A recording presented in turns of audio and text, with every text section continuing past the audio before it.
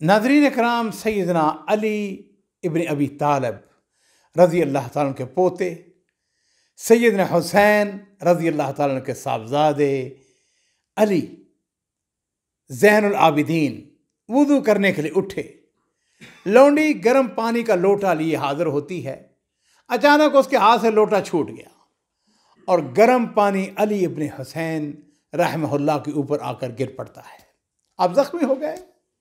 आपने सर उठाकर लौंडी की तरफ देखा तो कहने लगी, अल्लाह ताला मोमिनीन की शान में अरशाद फरमाते हैं, वल काज़िमीन अल गैज़, मोमिन गुस्से को पी जाते हैं। अरशाद फरमाया, कद कज़म तो गैज़ी, मैंने अपने गुस्से पर काबू पा लिया।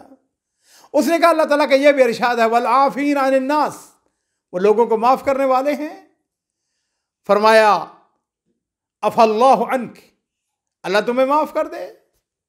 अब मोमिनों की तीसरी सिफ्त बयान की, वल्लाहु युहिब्बुल मुहसिनीन, अल्लाह रब्बुल इज़्ज़त एहसान करने वालों को पसंद फरमाते हैं।